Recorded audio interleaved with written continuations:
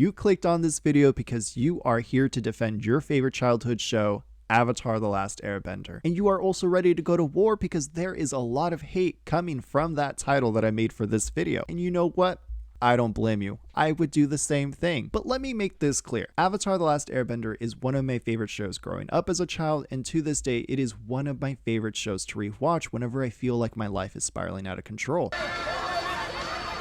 So I want to make it also clear that everything that I say negative about the show is coming from a place of love. Love her, but she is an attention whore. So what is essentially the hoopla that I have with the show? Could it be that Toph was never given a proper life-changing journey episode with Zuko? Could it be that Avatar Kyoshi was never properly trialed for the crimes that she committed against Chin the Conqueror? Or could it maybe be that the Cabbage Man never received proper justice for all his cabbages being destroyed in the course of 3 episodes?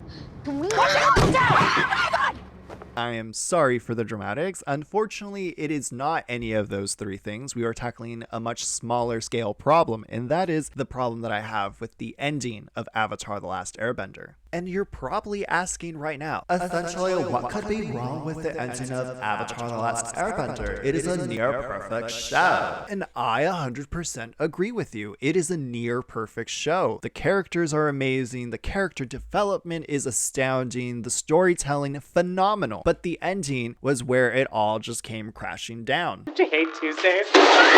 At least in my opinion, it is what took it from a perfect 10 out of 10 to a 9.5. That is the events leading up to the ending. And this is the part where you ask, what could possibly be wrong with the ending? We got to see Aang fight the Fire Lord Ozai, and then he got to kiss Katara at the end. Well, thank you for asking that, hypothetical viewer. And I have 2 answers for you. The Lion Turtles and the journey that Aang took throughout the show. So how did those 2 things make the ending bad? Well, let's start with the journey. We know that the journey that Avatar Aang took was so he could master all 4 elements. He already knew air, he was learning water, earth, and fire. And the purpose of this journey is that Aang needs to kind of be aware of what the war had done to the people of the world, what the Fire Lord Nation has been doing. And in learning water, he'll know what the effects of the 100-year war were on the Water Tribe. Same for the Earth Kingdom, and it goes without saying what the effects were for the Airbenders and the Air Temples. The Fire Nation unalived all of them, so we get a very sad Aang. Oh, your dad died!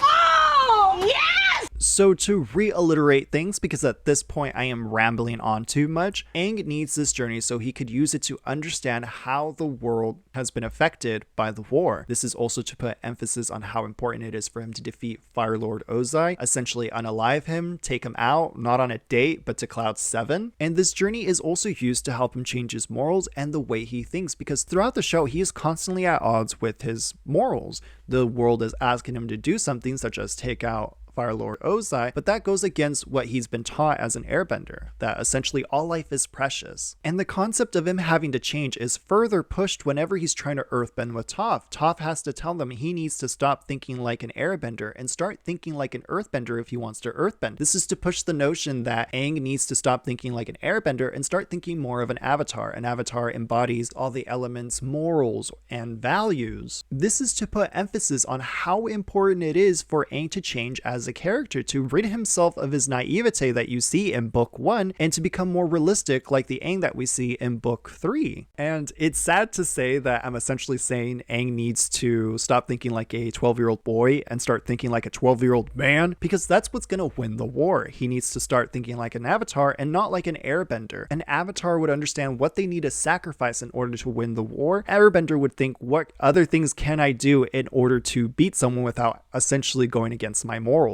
And here's the kicker. Here's what made the ending kind of bad for me. We essentially do not get the character we are promised throughout the show, because throughout the show, we're led to believe that Aang is eventually going to understand that he needs to put the needs of the world before himself. He needs to mature up a bit. He needs to understand that despite what he is taught as an airbender, that he needs to sometimes make certain exceptions. This exception being that he needs to get rid of a great evil, an evil that threatens the balance of the world. But the thing is, all of that is made in invalid the moment Aang learns how to energy bend, because energy bending alone is the very cheat code that allowed Aang to 1. Fulfill the needs of the world, and 2. allowed him to keep his morals, the very morals that the journey challenges throughout the show. But I know that with me saying that, people are gonna ask, what's so wrong with energy bending? And there's nothing wrong with energy bending. It's just that the show wasn't geared towards Aang learning how to energy bend, because if that was the case, that would 1. imply that Aang from the beginning was a perfect character, and the journey was intended for Aang to change the world and not himself. And if that was the case, if Aang was supposed to be a perfect character and keep his morals from the very beginning all the way to the end, then Aang would have won more of his battles through diplomacy. But that ends up not being the case, because Aang ends up fighting most of his enemies, Zuko through the majority of the show, and Azula through every encounter. And each time he's tried the diplomacy route, but ends up failing. So he ends up eventually having to fight them. And again, that to me is implying that the story is gearing towards Aang changing as a character, having to understand that actions speak louder than words at times, and diplomacy isn't gonna work this time. Down, okay? You're not gonna hurt anyone. Stop telling me what to do! And at this point, you're probably thinking that I have a huge problem with energy bending. No, energy bending is the byproduct of what I dislike the most about the ending, and that is the Lion Turtles. How the Lion Turtles contributed to the ending of Avatar: The Last Airbender. And how, you might ask? By being Aang's DX Machina to his little predicament of not wanting to take a life. Just one life, and that being Fire Lord Ozai's.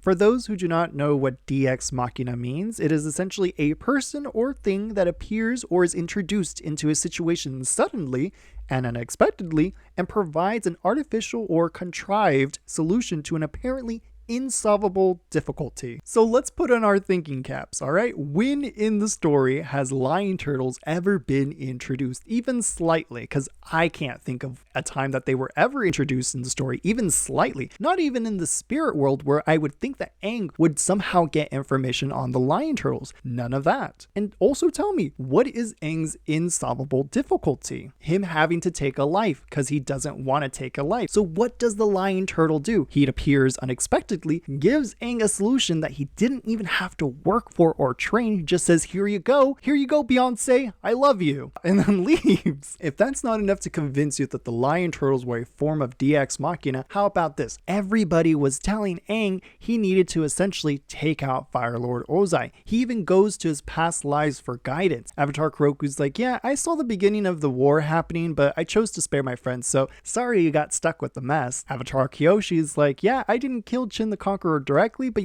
I would have done so if it meant saving the world. Avatar Kuroku's like, yeah, if you don't do anything, bad things happen, like my wife's face getting stolen. And Avatar Yang Chin, an airbender just like Aang, says, yeah, I understand that the monks have taught you really well, but your duty isn't to yourself. Your duty is to the fate of the world, so you gotta put your needs aside and think about the fate of the world. And even still, Aang says, no, you know what? I'm gonna go look somewhere else. Thanks for nothing. So that all brings me to the point that I've been trying to make. The ending wasn't good because the Lion Turtles ruined it. They ruined it by implementing the Lion Turtles. They ruined it by giving Aang the ability to energy bend, because it would have been so different if from the very beginning Aang had found information on the Lion Turtles, then made his journey all about trying to find the Lion Turtles, because then that will imply that Aang is a perfect character. He needs to change the world. The world doesn't need to change him, but instead it's him mastering all 4 elements. Each time he's mastering a different element, he essentially has to stop thinking like an airbender and start thinking like a waterbender or a firebender or an earthbender. Essentially, he needs to start thinking like an avatar. So with all of that said, what do you guys think? Do you guys agree or disagree with my points? Do you guys like or dislike the ending? I would like to know in the comments below. And if you enjoy content like this, consider subscribing. I will be doing a video series on Avatar: The Last Airbender live action. So if you are into that, keep an eye out. I'm already on episode 4, so